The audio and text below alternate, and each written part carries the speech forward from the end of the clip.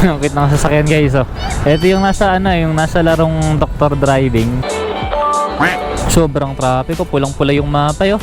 And dito na tayo guys na. Pupunta tayo ngayon ng Energy FM. Sa mga hindi nakakaalam, si DJ Kara, siya yung nag-voice over nung cartoon na Pokemon. Marami pang iba. Pikachu, kaya mo yan! Alam ko pagod ka na. Sige pa! Gusto ko itong titigan buong araw. Powered Buttercup! Napapabayaan ni Gohan na pag-aaral niya? Ang araw ngayon, Friday, ang oras mo nang banggitin kasi ang karting lang namin talaga. Grabe naman talaga kami. Hello! Good evening, everybody! Good evening everyone, welcome to the show. Ako po ang inyong Papa Jackson. At ako naman po, si Kara, ang nag-iisang chicks ng radyo. Ay talaga. What's up guys? Ito yung ating pang-pitong vlog. Ngayong araw pupunta tayo sa may C5 Shell, doon sa may Pasay City, para tumambay doon sa may view deck sa tabi ng NAIA. Yun yung tambayan ng mga gustong makakita ng mga arriving or departing na mga eroplano. Bali ngayon na ulit tayo babalik ng Maynila. Medyo matagal na rin yung huli nating punta doon. Ngayon na ulit tayo makakabalik ng lungsod. Nakaka-excite lang talaga madalas kapag pupunta tayo ng lungsod, kahit sabihin natin na nakapunta na tayo dati doon sa Maynila, pero kapag taga-probinsya ka kasi maninibago ka imbis na mga bukid yung makikita mo, makakita ka na naman ng mga matataas na gusali, di ba? Yung mga buildings na malalaki, hindi yung puro bukid. Ay, bakit road close?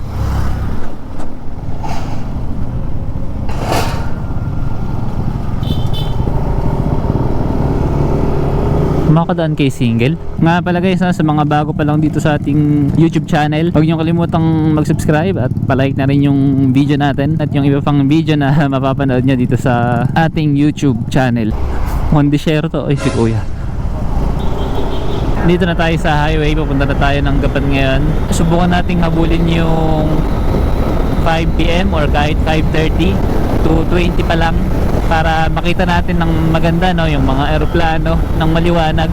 Hindi na kasi kita sa camera kapag madilim medyo na yung kulay, medyo madilim na. Sana rin walang maganap na hulihan or hindi tayo makatsyempo na enforcer. Hindi naman tayo ulin kung wala naman tayong violation, pero naman di ba?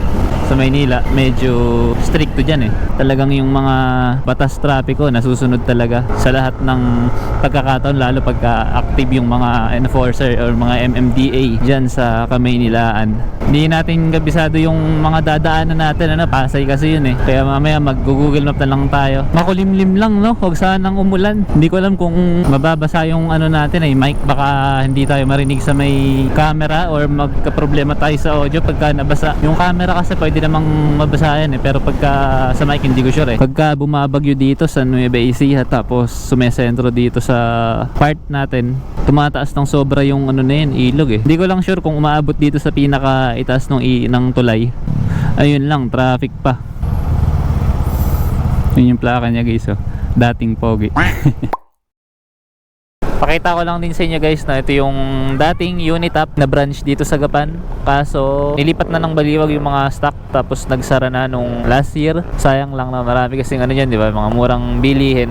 Ayun yung Walter Mart. Pagtapos ng Walter Mart, ito na yung pinakabagong mall dito na naitayo, yung Robinson. Medyo bago lang din siya last year lang siya nagbukas. Malaki yan guys yung loob.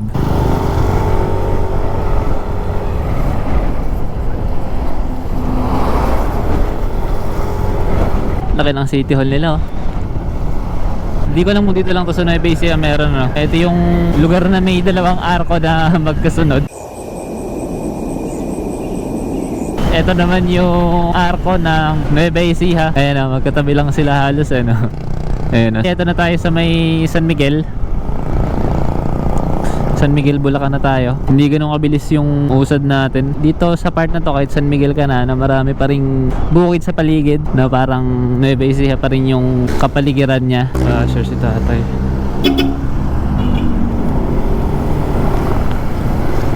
Naka-flasher.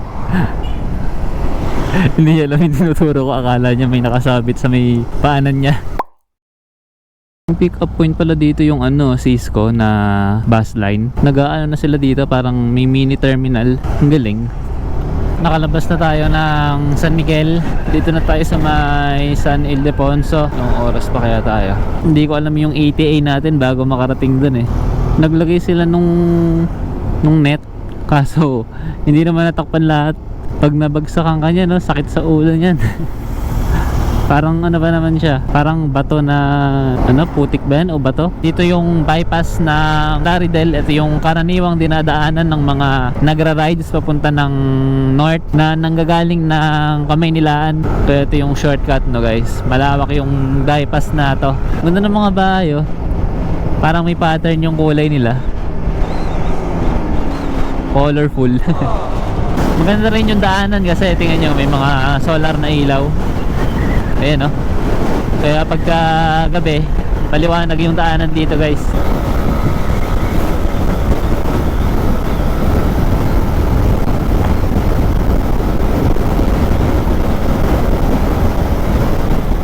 Uwi break.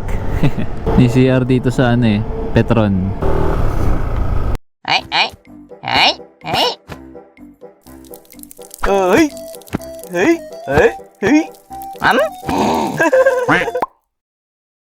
Ngayon guys, kailangan na natin ngayon si Google Map.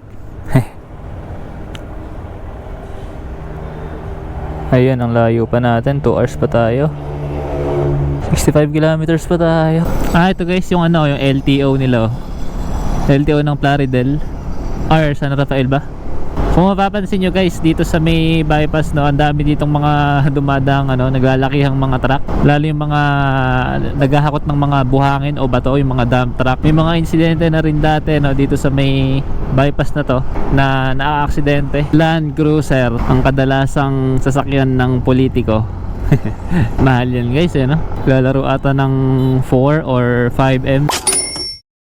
Ang galing nung barangay dito, no? Medyo masikip yung daan minsan, no? Pero main road siya. Nasa itaas tayo ng NLEX. Itong daanan sa ibabaw na to, ito yata yung isa sa project nung government ngayon, ano? Linya ng tren papunta ng, ayan tama, ayan, no? Ayan yung istasyon niya, oh. Ang taas niya, no? Yan siya guys, oh. Putol-putol pa yung pinaka-suporta niya. Active yung mga enforcer dito. Yun yung maganda rin, eh, no? Kahit may stoplight na, meron pa ring nagmamando. Pinago na kahit kahit naka-stop. Iba yung way nung kung ikukumpara yung mga motorsiklo dito, no, saka doon sa probinsya sa Nueva Ecija, masyado ditong ano, masyado silang sanay sa mga singitan, saka halos magit-gita na, no, para magkakabanggaan na, sobrang dikit. Mga sanay na kasi sa ano, no, traffic, eh. Kumbaga medyo aggressive sila pagdating sa mga singit-singit. Dito na tayo sa may Valenzuela. MMDA na yung mga nanguhuli dito, yung mga enforcer. Meron na ritong bike lane na. Ayan,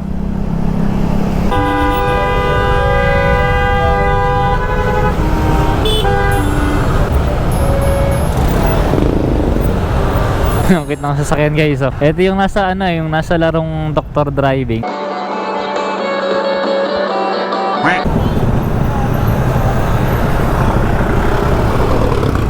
Malakas kumonsumo dito pag city driving, no? Malakas daw sa gas yung mga motor. In general yun. Kahit anong klase. Kita naman natin yung gas nung nandito na tayo sa may bandang syudad. Doon na nagsimulang maubos, no? Magbawas ng bar yung ating gasolina. Pagdating naman sa feeling, parang may challenge, no? Kasi yun nga, maraming sasakyan. Maya merong overtake, ganun. Kailangan nakabantay ka maya't maya sa mga signage, na lalo pag hindi mo kabisado yung lugar. Kapag bago ka lang. Pero okay na rin, di ba? At least na unti-unti tayong masasanay. Ganda ng Civic niya, oh. Naka-muffler. Ang lawak ng ilog, oh, kaso ang dumi. Medyo masangsang yung amoy, ah. Lawak ng ilog, oh.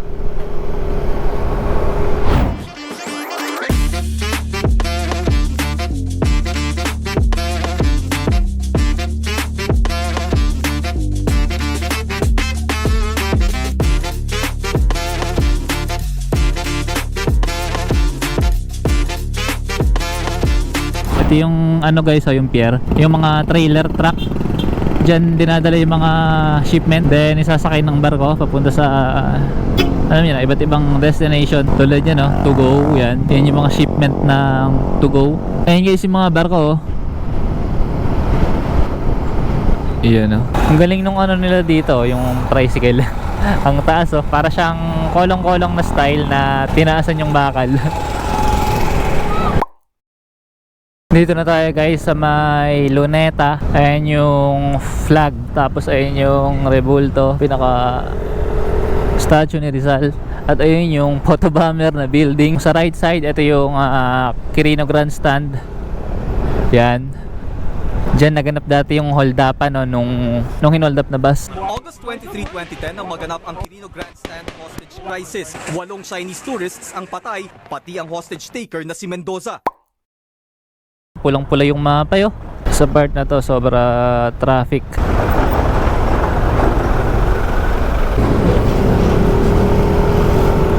Ito guys yung kahabaan ng Rojas Boulevard, no? Uy, butas.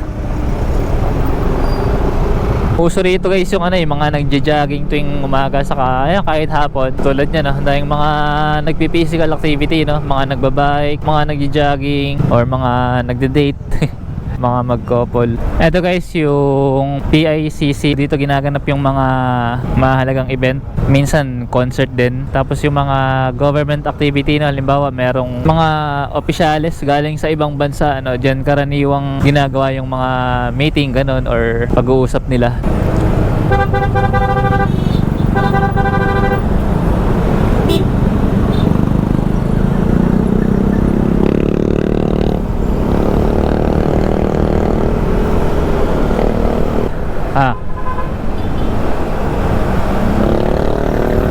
Dapat sa kabila ako.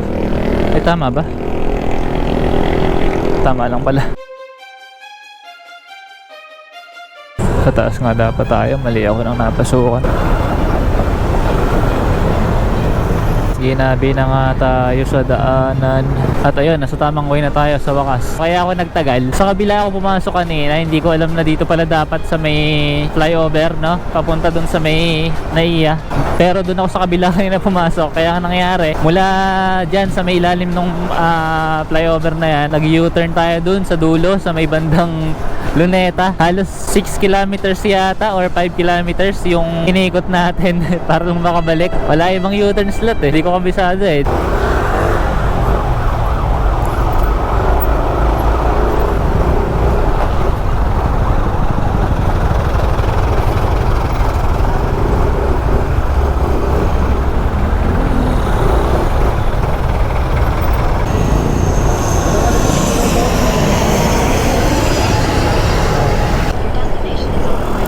Dito na tayo guys, no?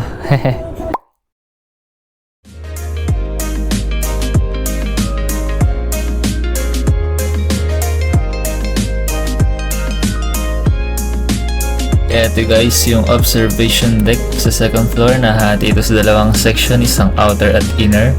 Dito sa inner section ng observation deck makikita natin yung mga real plane seats at ang background ng Shell with Mabuhay Miles by Philippine Airlines, at yung mga tables dito na pwede na nating gamitin sa pagkain.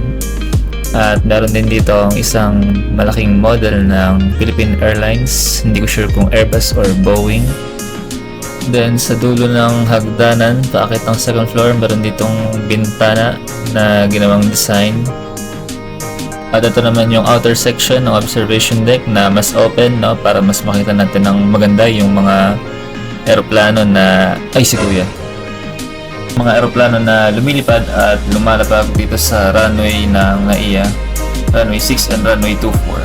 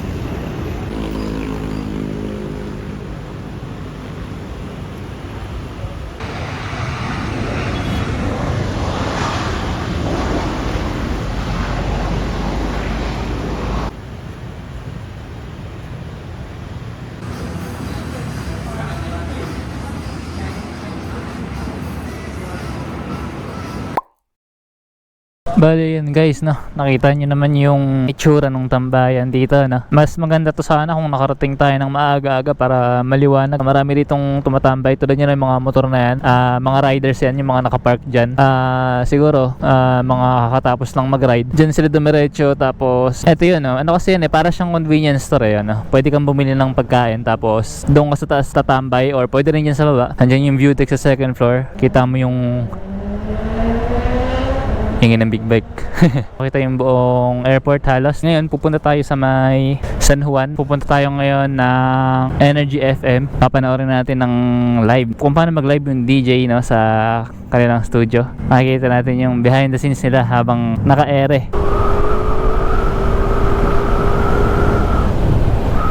Grabe guys yung traffic dito, oh. Buhol-buhol, anong oras na yan? Sabagay 8 pa lang eh. Sobra dami ng sasakyan. Paano pa kaya sa EDSA, no? Parang sa EDSA pa yata tayo pinadadaan eh.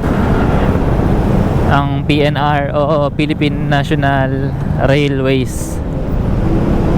Active kaya yung biyahe nito? Dito tayo, EDSA Cubao.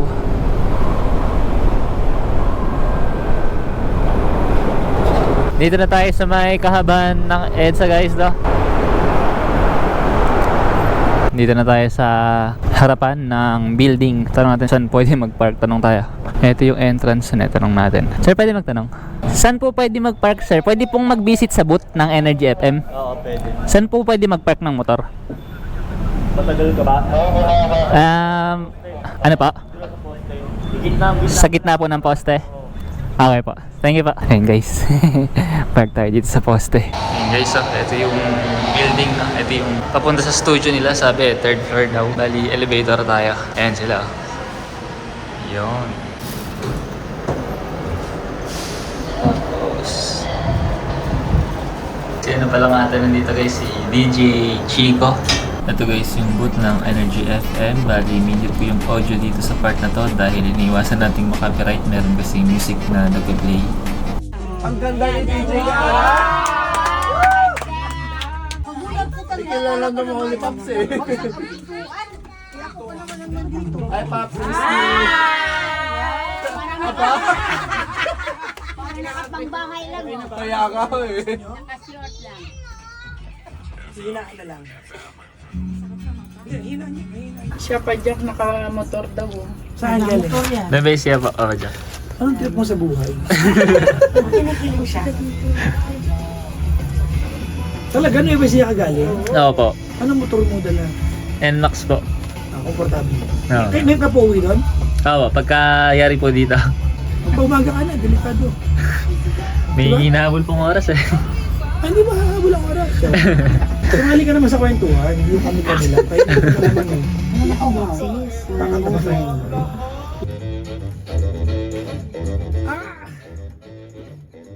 Ang araw ngayon, Friday, ang oras, huwag mo nang banggitin kasi ang karting lang namin talaga. Grabe naman talaga kami. Hello! Good evening, everybody! Good evening everyone, welcome to the show. Ako po kanyang Papa Jackson. At ako naman po, si Kara, ang nag-iisang chicks ng radyo. Ay talaga. You are a woman, diba? And that says everything. You're a woman. Regardless of what your past been, regardless of what mistakes you've done in the past, the mere fact that you have the ability to love regardless of any past, diba, the person has, that makes you, worth, someone else's while. Hindi mo kailangang ibaba ang sarili mo na parang nagmamakaawa ka, juwain ka niya. Do you think magiging masaya ka kung sakaling balikan ka niya dahil naawa siya sa'yo? Dahil nakakaawa ka na? Hindi po. Exactly! Okay lang. Wala naman tayong pakialam kung ano hindi mo kayang gawin eh. Kahit ano pang hindi mo kayang gawin, the reality remains the same. Hindi ka na niya babalikan. Balikan ka man niya, hindi ka niya ganun kamahal. Niloko ka niya 3 times. Ano ka ba? Doon siya laging bumabalik na hindi Diba? nakikita ni Pamela na wait lang, hindi lang naman ikaw ang may pagkakamali. And if you're wondering what this song is leading to, I wanna make it with you. If I ask of you, is it alright? If I ask you to hold me tight? Si Henry Bautista, si Brian Bautista, Donna Bautista, Gloria Bautista, Myra Bautista, Vina Bautista. Siguro pinapabati ito ni Daryl Bautista. Sana Bautista Ang family na lang. Family. Isa pa natin. Diba? Si Yuki Bautista, si Michael Bautista, si Annie Salas, Ivy Galang at Richmond, Ayan. Havate. Tama ba? Nahiya ka pa. Sana pati si Ramon Bautista, sinama mo na. Lahat ng Bautista. Oo, lahat ng Bautista. Di ba? Oh, San Juan de Bautista. Sana sinama mo na rin. Oh. Mga panggawa po niyo lingkod. Ang pangalan kay Papa Jackson. At ako naman po si Gandang Kara.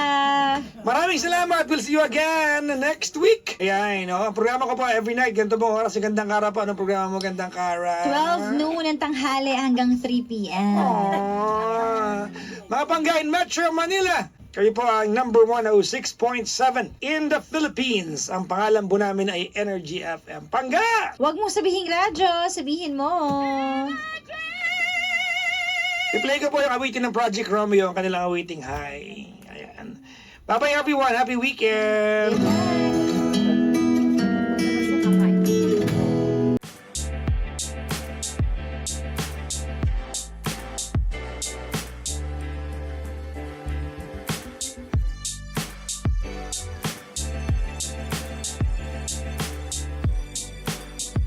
Wait lang.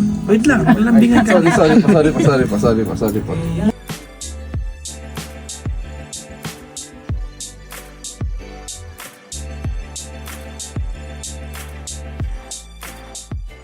Masaya ka? Post din. Masaya ka? Wala. At ayun guys, no, nayari na yung time slot nila. Kakalabas lang natin ng studio. At ayun, sulit naman yung pagpasyal natin. Andun yung si Papa Jackson saka si DJ Kara. Nakita rin natin kanina si Kuya Chico. Pinakinggan natin ng buo yung story nung isang caller. Nag-iisang caller niya. Late kasi silang nakarating. Dapat 9 PM talaga andun na sila sa booth, pero 10:30 or magi-11 na nung nakarating sila. Kaya ayun, isa lang din yung naging caller niya sa show. Napaka-accommodating nila, no? Lahat ina-accommodate nila para makapagpa-picture, tapos makapagpabate ng mga gusto mong ipabate, no? Nakakatawa lang din dahil na-appreciate niya yung pagpunta natin dahil nanggaling pa nga tayo ng Nueva Ecija. Sa mga umabot dito hanggang dulo, pakilike guys yung ating video, no? Tapos kung bago lang kayo dito sa ating YouTube channel, paki-subscribe naman guys, no? At paki-hit yung notification bell para updated kayo sa mga susunod pa nating i-upload na mga rides. Hanggang dito na lamang at see you sa ating next episode. This is the Motovlog.